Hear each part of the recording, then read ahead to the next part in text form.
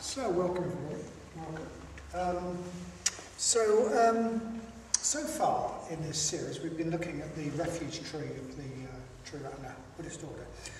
And our talk so far have always started out looking at figures, people, or at least at beings anyway.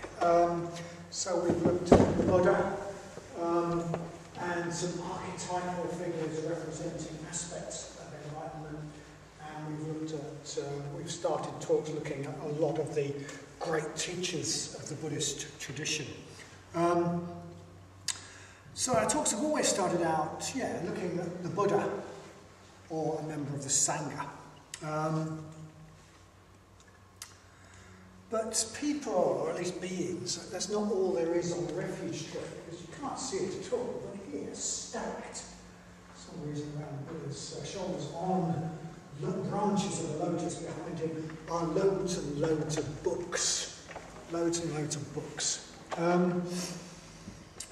Representing the Dharma.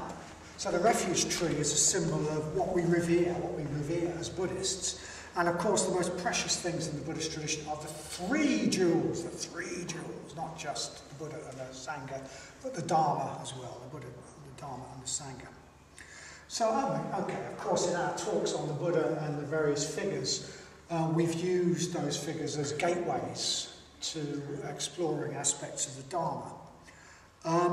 But for the next 2 weeks we're going to focus on the books. We're going to focus on the Dharma. So next Tuesday is Dharma Day. Next Tuesday actually is Dharma Day, one of the great festivals of the Buddhist year. And we're going to break with our tradition of usually celebrating festivals at weekends by actually celebrating radically Dharma Day on Dharma Day, which is next Tuesday. Hooray! So we're going to break, so we're going to, next Tuesday we're going to mark Dharma Day by hearing 6 people give short, very short, talks on snippets of Dharma that have really made a difference to them, made a difference to their lives. And then we're going to have a 7-fold puja. But tonight, I'm going to say a bit in a general way to sort of introduce the Dharma. We're not going to spend a lot of time specifically talking about the Dharma. We're going to hang the Dharma on the various figures on the refuge tree. But tonight I'm going to say something in a general way about the Dharma itself. What exactly is the Dharma? How should we relate to it? How might we explore it? So, what is the Dharma? Well, okay, so Dharma, like just about every Sanskrit word, if you look it up in the dictionary, it's got loads of definitions. But for us, the Dharma really has got 2 meanings. It's the nature of things. First of all, the big meaning, it's the truth.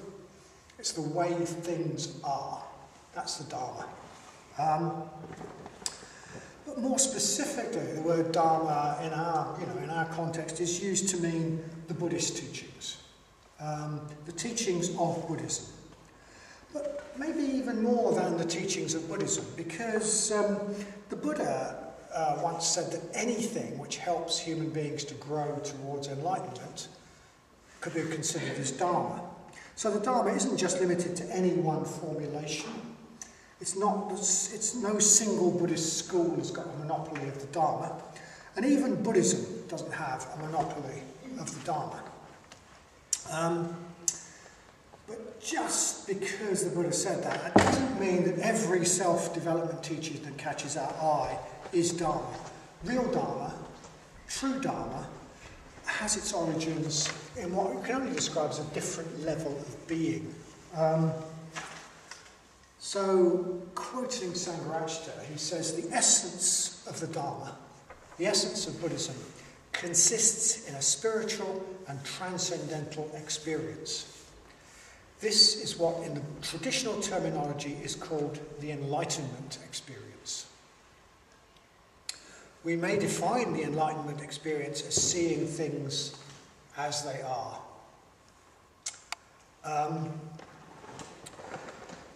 And he says that he uses the word seeing things as they are, to convey the fact that this is a direct experience, like seeing the sky, like seeing the colour blue.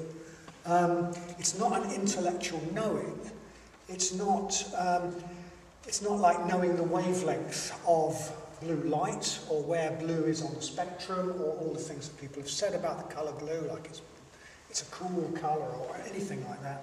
It's got nothing to do with conceptual formulations. It's a direct seeing. It doesn't have its origins in grasping any sort of intellectual formulation or philosophical idea that can be expressed in words or concepts. So, seeing blue is a completely different experience to knowing about blue. Anything you could say about the colour blue in words would never, ever get anywhere near conveying the experience of what you see of the colour blue. So he says it's important. It's a direct experience. It's not something that somebody cleverly thought out. And he goes on to say that the word experience is used to convey that direct perception, but it could be misleading. So this is still quoting Sangha Night. He says it could be misleading. He said it might be better to speak of enlightenment as a state of being rather than an experience. So a state of being rather than an experience. He gives some reasons for this, but I mean, I suppose I would say it's a state of being rather than an experience because it's the result of a long process of growth. It comes out of who the Buddha was. It comes out of his entire state of being. It's something we have to grow towards, not something that we can sort of do what Sangha Night calls a smash and grab raid on the transcendental. So we can't sort of be just us, our usual egocentric, limited dub ourselves, and somehow have the experience of enlightenment. We have to grow and become enlightenment. So it's a state of being. It's not just an experience, as it were.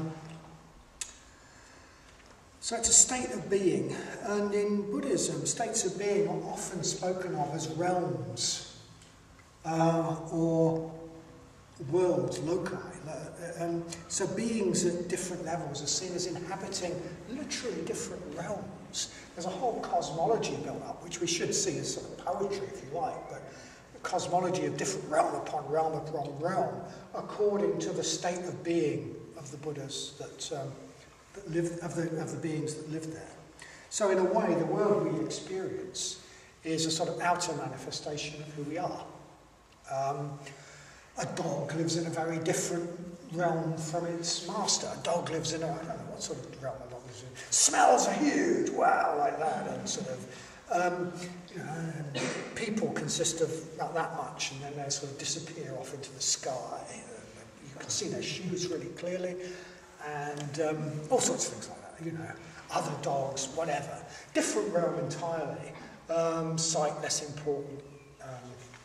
But they, the things that they're not thinking, oh dear, it's really bad about the decline in the gross national product. Or, what are we going to do about the public debt? Or, even what's on telly tonight. I mean, it's a totally different realm. This is like dinner, walk. Maybe to a Buddha, maybe we're a bit like dogs. And they think, oh, nice, he's quite nice, but one day he'll grow up, one day he'll develop to be a Buddha, or something more like one. So a dog lives in a different realm from its master, and a Buddha lives in a different plane of being from an unenlightened person. It's as though they inhabit a different world. Their world is different, they inhabit a different plane of being. It's as though they live in another dimension. And the Dharma is a message from that other dimension. A Dharma is it's like that. It's like a message from another dimension. It's like we find the Dharma, it's like we found something that's dropped from a space capsule from another world. It's come from an alternative reality, and it's saying, it's a bit like you might get this message in a dream where somebody, you suddenly find something that says, wake up! oh, okay. It's something that's come from a totally different realm of being, the realm of the enlightened being. And I think we need to remember that about the true Dharma. It's not coming from the normal human level of experience. So it's not really comparable with anything that is the product of an unenlightened person, no matter how clever, no matter how intelligent they may be. No philosopher, no psychologist, no whoever can think their way to enlightenment.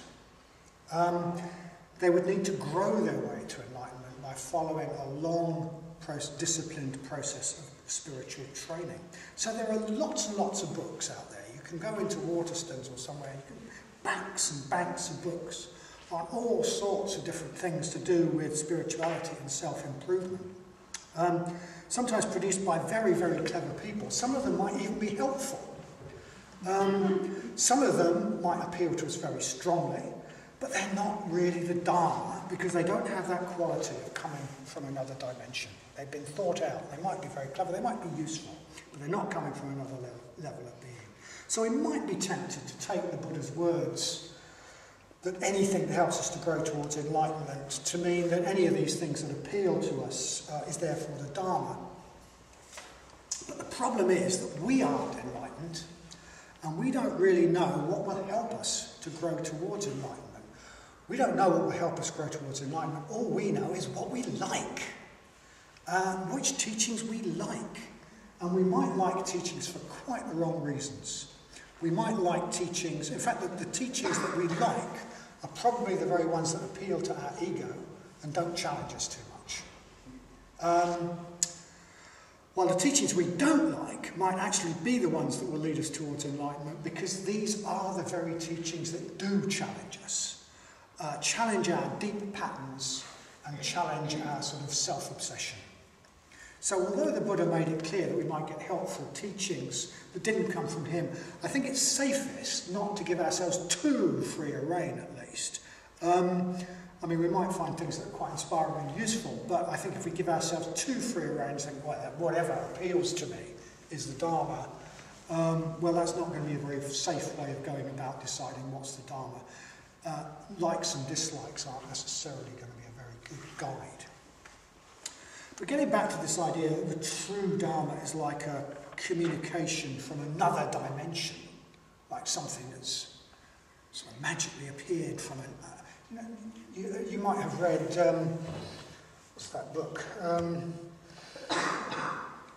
The trilogy, the Dark Materials trilogy, where there's alternative realities going on. It's like sort of something that's slipped through from an alternative reality. There's this other world impinging on ours, which is the world of enlightened beings. It comes from that. So the idea of the Dharma like a communication from another dimension, because it's like a communication from another dimension, we can never really understand it. We can never fully understand it. It will always remain a bit beyond us. As long as we don't have the enlightenment experience,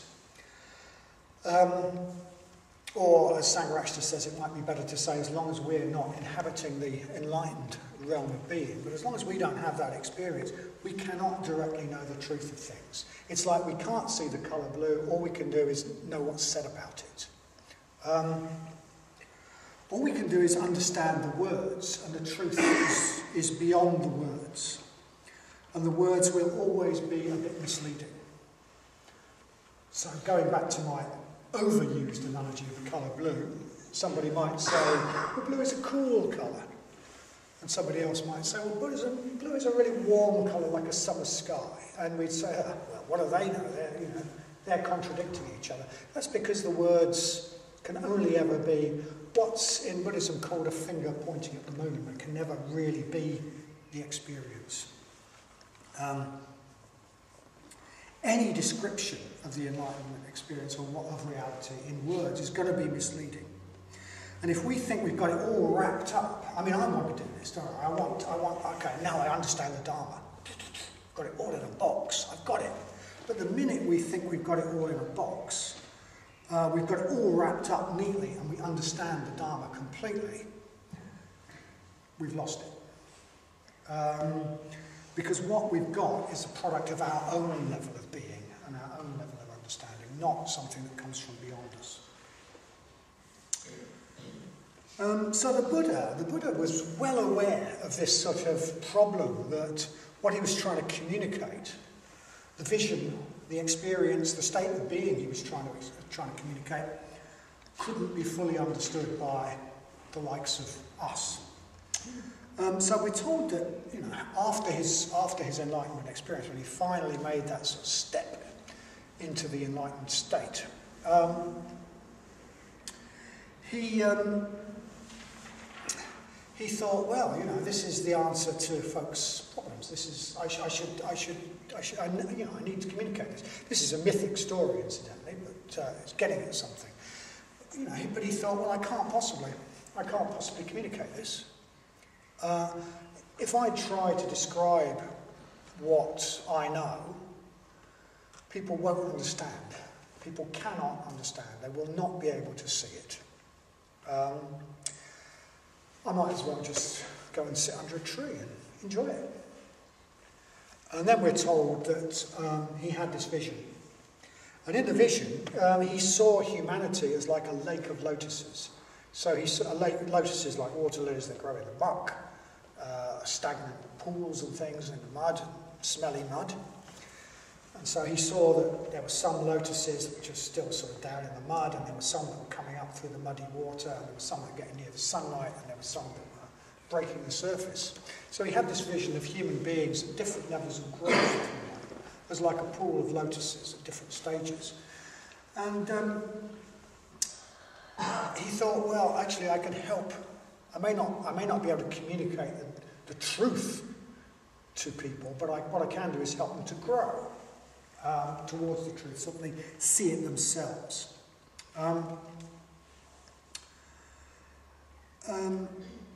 So a lot of the Dharma is instructions on how to grow lotuses.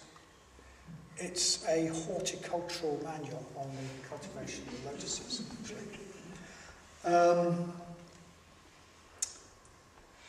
On the face of it, a lot of the Dharma may seem to have nothing to do with the goal. It won't mention non-duality or transcending self-object, self-other dichotomy or anything like that. Very often people will come along in the intermediate class and they say, well, it's week 4 and you haven't mentioned non-duality yet. Well, there's a reason for that.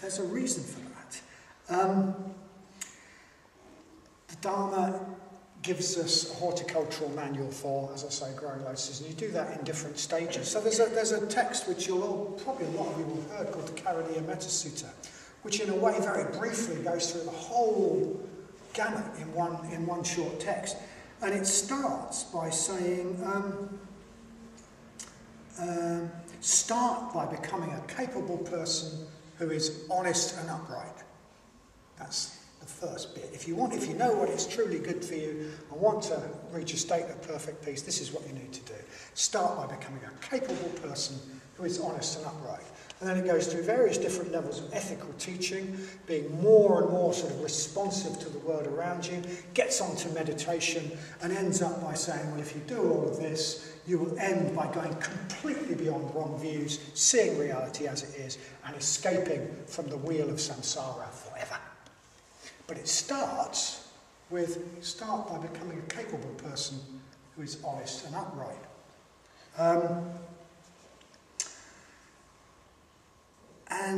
That might not sound very sexy.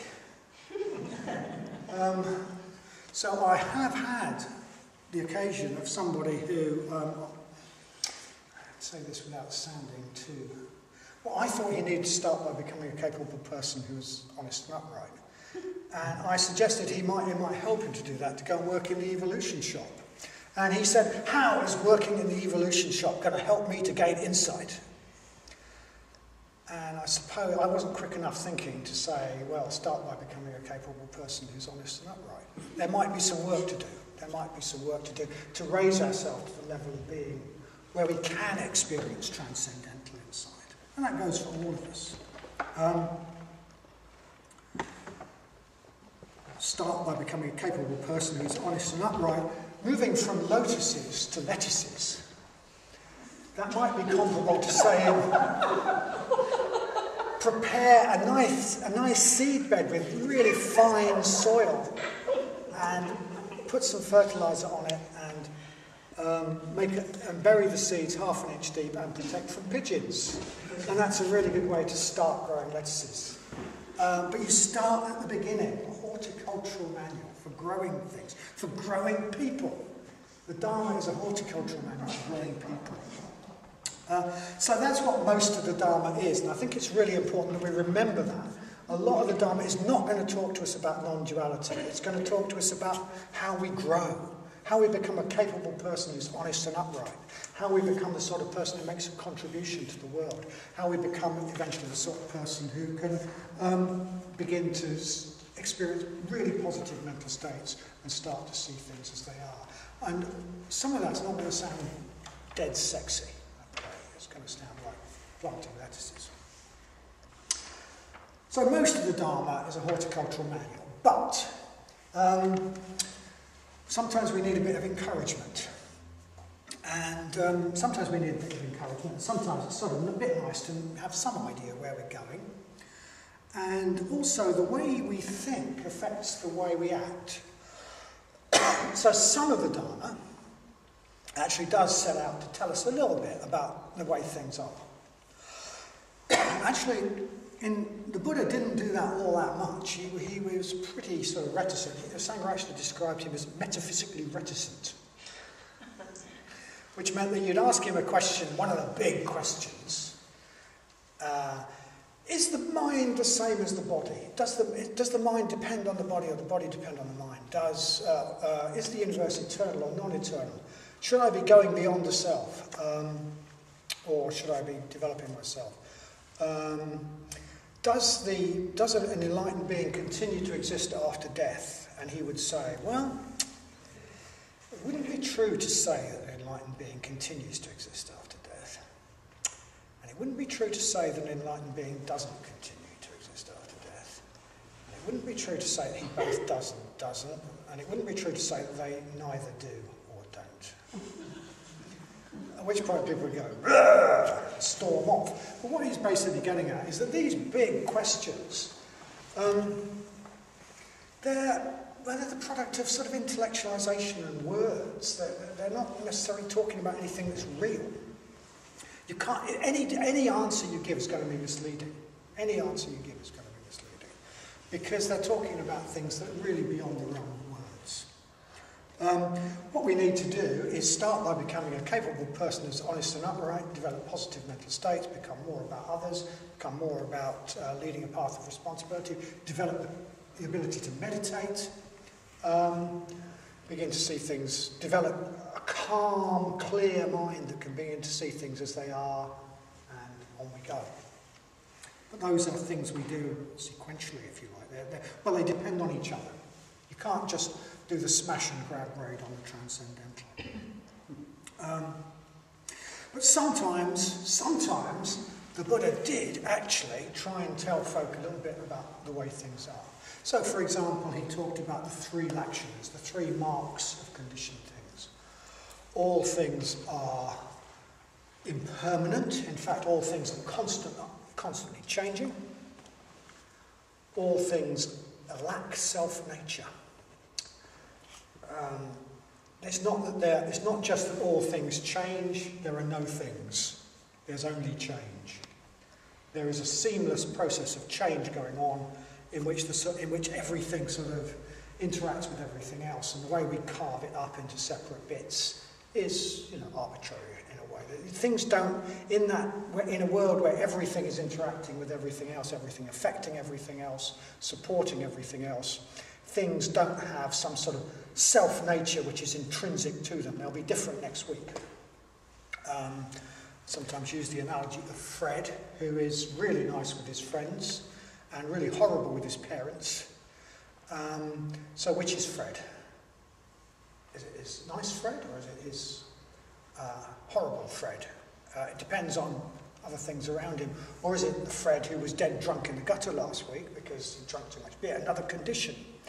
Fred and his mental states and even his physical states is constantly changing and depends on things around him. Where's the essence of Fred? So in a way, Fred doesn't have a sort of Fredness. Fred, when he's angry, is more like Vadanya when he's angry than he is like Fred when he's loving. Fred is not, there's not some thing that's Fred. Fred's a process, changing and dependent on other things around him. So things don't have self-nature.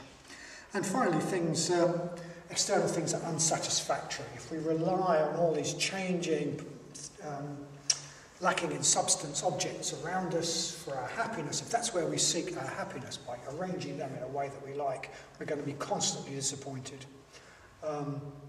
Because we're going to be directing our efforts towards happiness in the wrong way. We need to find happiness by finding a deeper truth in ourselves, a deeper reality in ourselves. We need to start to cultivate our spiritual potential and become more the people we could be, and that's the only way we're going to be happy and build a happiness which is independent of all the change around us. So things are inherently unsatisfactory if we rely, outer things are inherently unsatisfactory if we're relying on them for our happiness. So there's 3 lakshanas, that's one. It's obvious, isn't it? Well, I think it is. We don't want to hear it, but it's a bit obvious. And then there's another big one was conditionality, praticca samutpada, conditioned co-production.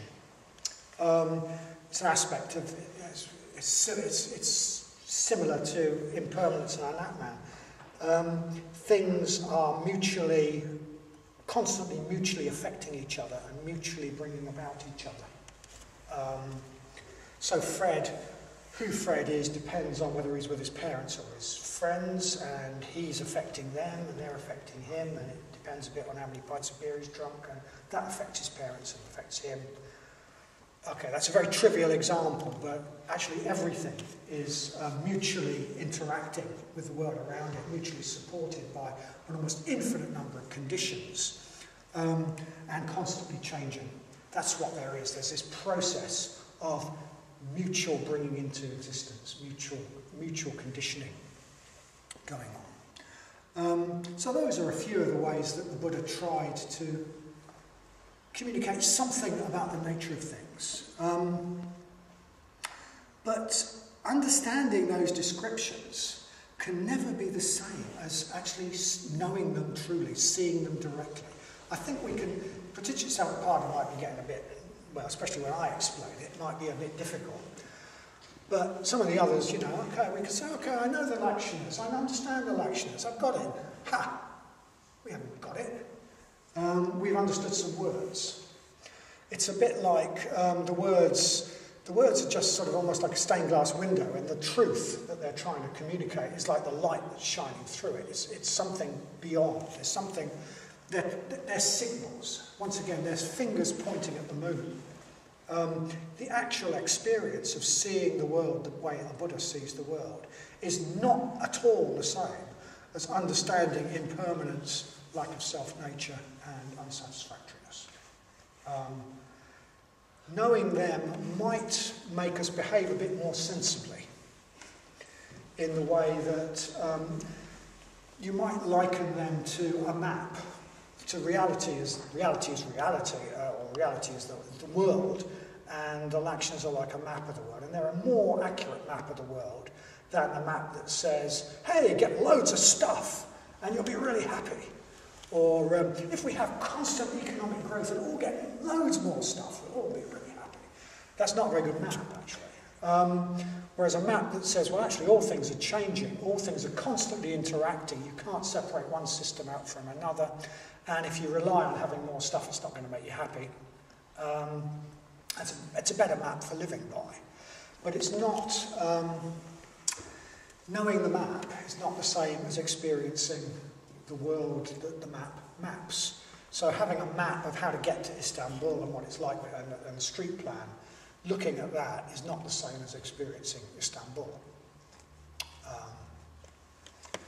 So yeah, the Buddha did sometimes set out to describe the nature of things, but I think in the spirit of providing people with a more accurate map,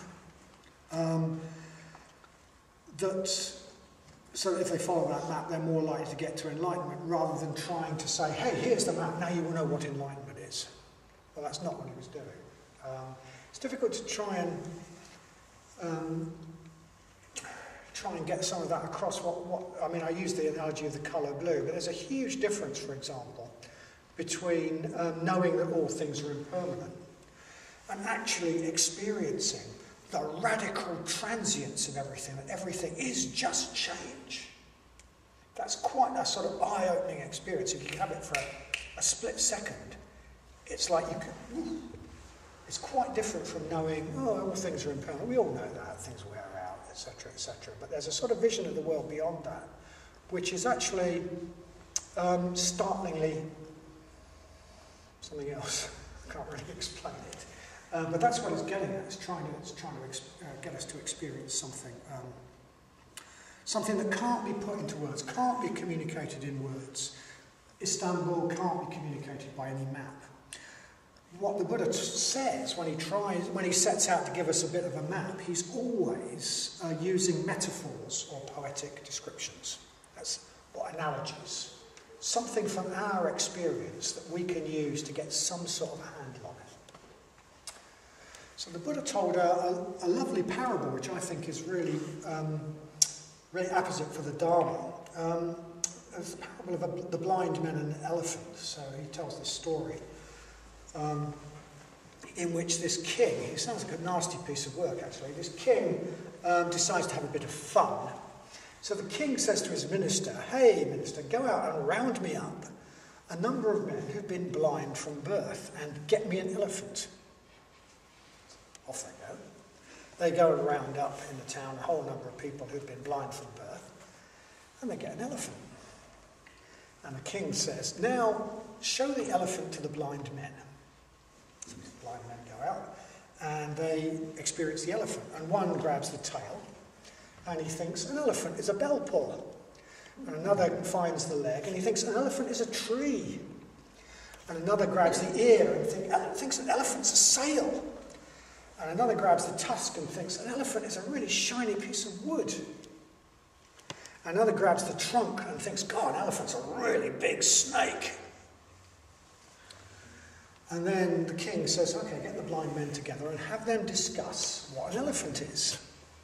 So he gets the blind men together, and one says, hey, an elephant's a bell pull, that's pretty obvious. And another says, no, it's not, it's a tree. No, it's not, it's a sail, it's a piece of wood. It's a snake. How can you say that? You have no experience of elephants whatsoever.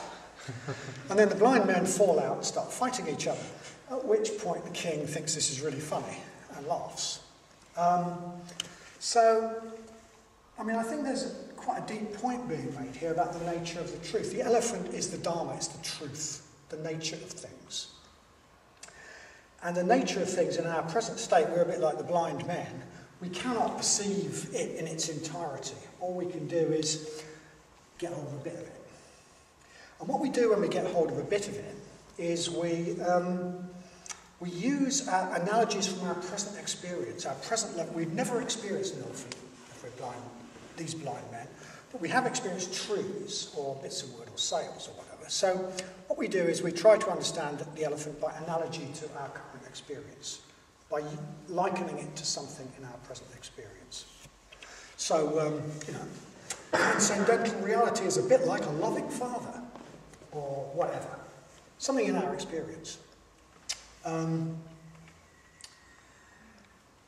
The trouble is that what we do is then we take that, we think that we've bottomed it, and we take that analogy seriously. So we start, saying, hey, it's a tree, and anyone who says it's a bell pull can come and see me. I'm right, and let's jihad, crusade, let's go on a war. So yeah, there's something about the way we can understand the truth can only be through, in our present state of being, it can only be through analogies and metaphors. And I think that the superiority of the Dharma is in large part due to the fact that it recognises that, actually. that it recognises that we don't bottom the whole truth in our present state of being. All we've got is fingers pointing at the moon, analogies from our experience. So we keep, we don't take it literally. We don't take it literally. So we don't, you know, we know there's a reality there that's bigger than us, but we don't start saying, "Hey, it's this big man with a beard." I know Christians don't actually do that, but we don't sort of we don't make it into a something from our present experience that we then make hard and fast and take literally. We recognise that it's beyond our current understanding. I think that's really important. And it's really important in understanding the Dharma as well, because if we look at the Dharma, we'll come across lots and lots of different teachings, some of which seem to contradict each other. Hey, an elephant's a bell pull. No, it's not. It's a snake. So the nature of the Dharma is quite difficult to get hold of. And there is just so much of it. I mean, you can go into our bookshop and there's several shelves of books which are at least arguably Dharma.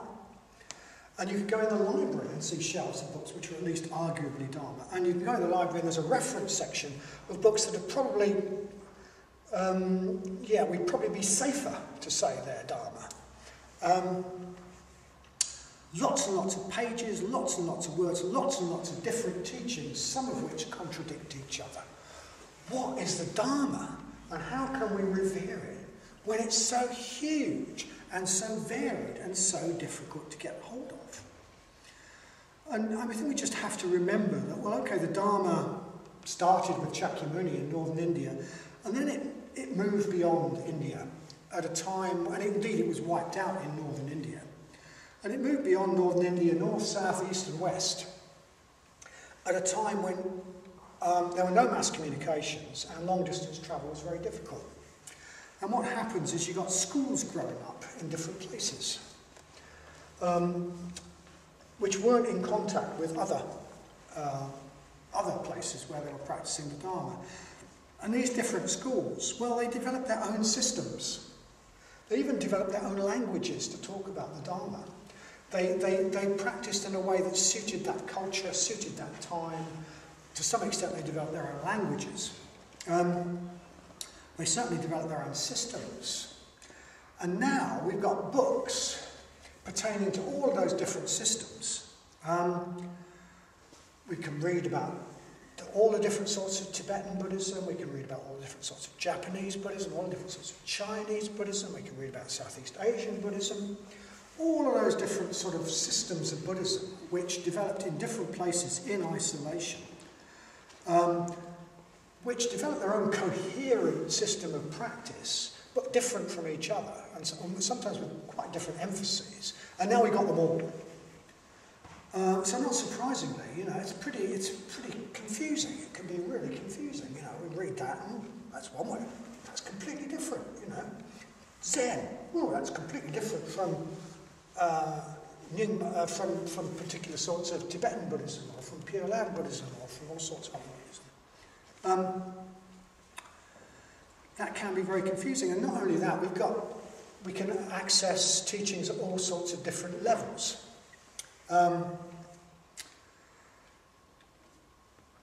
So yeah, the Buddha likened the Dharma to a raft. Okay, the Buddha said, okay, the Dharma is a raft that we use to get to the other shore. And stretching an analogy a bit, it's a bit as though in all these different cultures, they develop different ways of building rafts. Okay, so we've got ways of building a Chinese junk. We've got ways of building a simple rowing boat. We've got ways of building an Indonesian dragon boat. We've got ways of building a laser sailing dinghy. We've got ways of building a kayak. And all of these, there are instructions for these in all these different systems. Each of these will produce you a seaworthy vessel which will get you to the other shore. And because they're different, doesn't mean that only one of them's right, or that only one of them can work, but they're all coherent. They all make sense. But in terms of our practice, we need to follow just one blueprint. Because if we start building a kayak, And then part way through think, I'm sick of that instruction, I'll get the blueprint for an Indonesian dragon boat. And then we start building that on our kayak, and then we think, I'll build a sailing junk on top of that. We'll end up with something that will sink. Or the rest, it might be, another analogy might be baking a cake. Okay, so you have to go through steps to bake a cake. And sometimes what we've got is books that are about very different levels of practice. Some are aimed at people who've been practicing for decades in a monastery, some are aimed at people who've just started. And we might pick up a book, and it's telling us how to ice a really complicated wedding cake. And we think, hey, I really like that. But we can't bake a sponge yet. We haven't got around to making a sponge. So we can be in this state of terrible confusion about the Dharma, because we're presented with all these different systems, all these different blueprints for different sorts of rafts. And all these teachings that are sometimes at very, very different levels, aimed at very, very different levels of people. And you can go into Waterstones and you can find books about all those things. You can find books that are aimed at people practicing within one narrow tradition who've been meditating furiously and doing nothing else for donkey's years. And we think, hey, I really like the sound of this. I think I'll do this for a bit. And then we find another one. So it can be quite confusing. We can end up, we get the instructions for setting up a massive mast on a sailing cruiser. And we do that, but what we've got is a sort of rowing boat. You know, it's not going to work, it's not going to work, it's not coherent, we're not part of the same system. It might sound exciting, but for practical purposes we need to sort of stick to one blueprint. At some point we need to decide on a blueprint and build that boat. So probably for practical purposes, it's best for us, if we're going to think of the Dharma, I mean, it's good to get inspiration from the whole realm of the Dharma. But I think for practical purposes, we need to focus on the canonical teachings, and the practices of the particular tradition that we choose to make our own. I've chosen this one.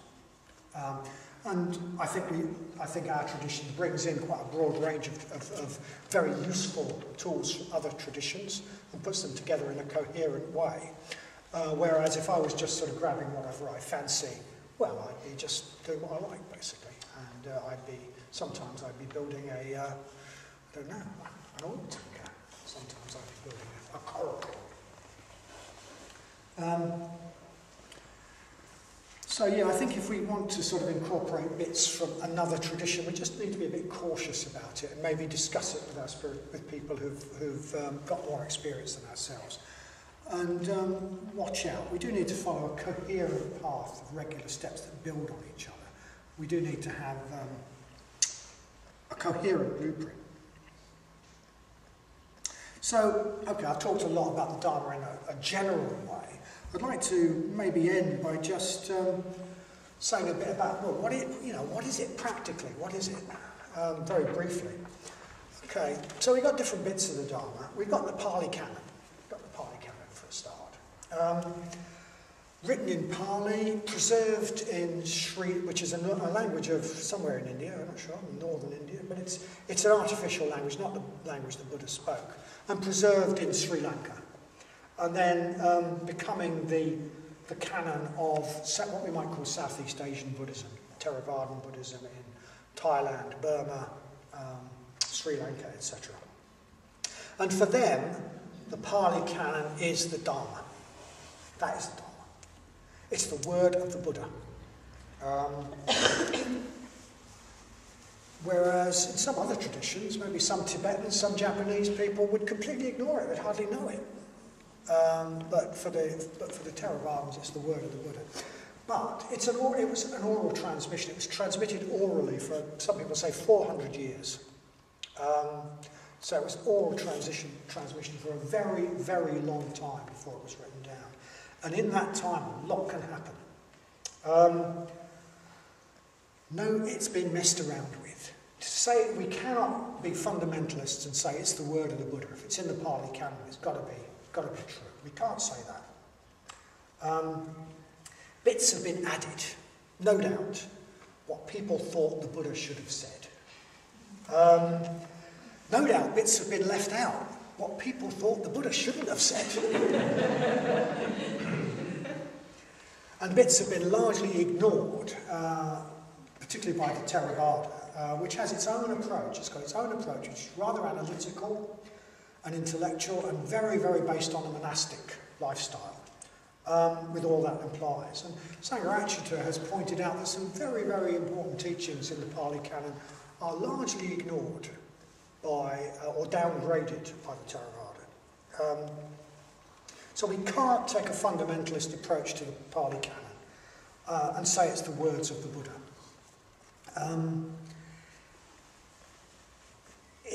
What we get in the Pali Canon is, it's as close as we get. It is as close as we get to the words of the Buddha. You get very, very detailed little discussions of what are called suttas, which means a thread or a discourse, where the Buddha is in a particular place, at a particular time, somebody comes to see him. It's very much a human Buddha who does the things that the Buddha did, and he has a discourse with this person and he gives them a teaching, or he gives a group of monks a teaching. It's very much grounded in reality, and it is, it's certainly as close as we get to the actual words of the Buddha, but we can't take a fundamentalist approach to it because it has been messed around. And it's also very much aimed at a particular time and a particular place and a particular style of practice that was possible at that time. And it's wonderful. It's full of wonderful stories that really give you an insight into the Buddha, but also into the time, which is really interesting. On top of that, there's another bit of the Pali Canon called the Abhidharma, which is about the Dharma, which was invented post the Buddha. And some of it's useful, some of it is more about making scholarly lists than it is about liberation. And some traditions really don't regard it as anything at all. So that's the sort of Pali Canon. And then we get what are called the Mahayana Sutras, which are written in Sanskrit. The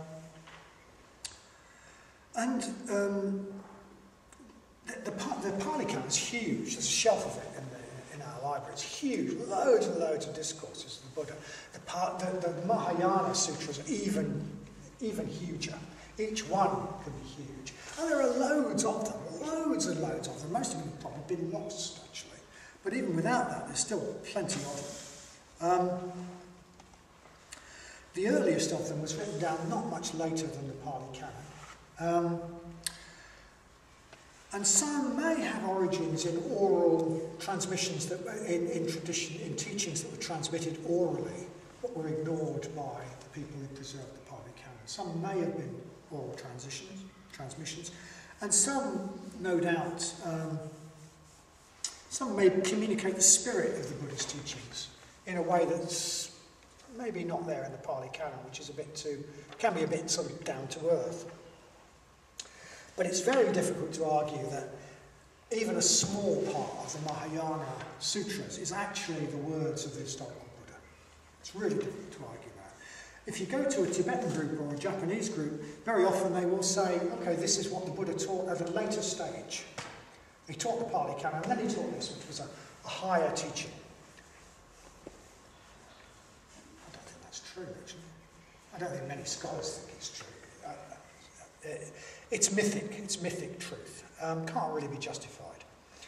And if you look at them, you see, a lot of the Mahayana Sutras are more like science fiction. Whereas you've got these lovely little stories in the Pali Canon, you've got these science fiction stories where, for example, the White Lotus Sutra, it begins with the Buddha sitting in meditation, and he sends out rays of light from a spot in his forehead in all directions, which illuminate infinite world systems in all directions. And in those infinite world systems, you see an infinite number of Buddhas surrounded by an infinite number of bodhisattvas. And at some point later in the sutra, all these bodhisattvas come from these infinite world systems, and they come into this Saha world, and they all sit on thrones 3 leagues high, billions of them. And then the billions of them all circumambulate the Buddha in reverence, but in the time it takes for all these billions of bodhisattvas to circumambulate the Buddha is as the blinking of an eye because of the Buddha's power. It happens in no time whatsoever. great. It's great, but it's different. Okay? It's different. They're not all quite like that. Some are a bit more down to earth, but it gives you a good idea of the difference between the Pali Suttas and the Mahayana Sutras. Pali Suttas can sometimes be a bit cosmic, but not like that. They can sometimes have the Buddha going to different realms, but not quite like that. The Mahayana Sutras can be weird and wonderful and annoying and really difficult to read. But it's really wrong to dismiss them. Some of them are quite amazing documents which communicate really vital dharmic truths in a different way, through imagery, through poetry. They baffle the mind. They communicate sort of cosmic myth. They open up enormous perspectives.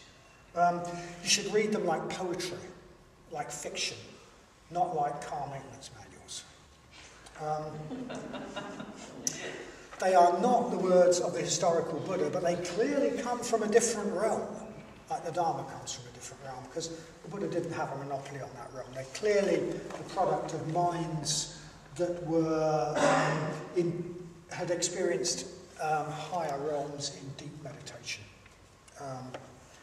They're clearly the enlightened mind trying to get through to us, just like the words of the Buddha are. So that's a bit about the two big bits of Dharma, the canonical Dharma we're going to come across, Pali Canon and Mahayana Sutras. But it's still maybe, you might feel it's a bit difficult to get hold of. It might not seem easy to feel gratitude and devotion for something as abstract as the Dharma, books, something that's not human. But personally, I have to say I do feel a lot of gratitude to the Dharma. And I do have a sense of reverence towards it, as I know a lot of other people do. In traditional Buddhist countries, there's a lot made of expressing our reverence for the Dharma. So you never put a Dharma book on the floor. Perhaps you touch a Dharma book to the top of your head to indicate that you put the teaching above yourself before you read it. You don't touch it with your feet. You don't even point your feet towards it.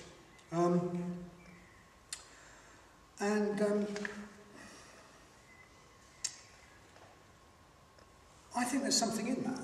I think some people go, oh, well, that's just, Tibetan superstition or whatever. But I think there's something in it. If this is a message from another dimension, a personal message from a higher world, it carries power. It's charged. I think we could do well to express that and sort of cultivate our sense of it as something very, very special. So I really like to do that. I really like to treat Dharma books and Dharma writings with a degree of respect. It jars me to see a Dharma book on the floor, for example. I know that might sound really simple, but it does. It jars me. So it's harder to feel for a book than for a being. But in some schools, Dharma books even are almost worshipped in some traditional schools. Thought of as almost like beings worthy of reverence. And often Westerners find that difficult to understand, but I don't actually. For me, there is something magical about the Dharma.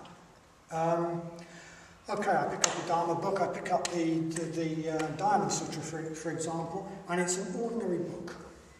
It's written on ordinary paper, and it's probably published by Bungees of near Norwich or somewhere.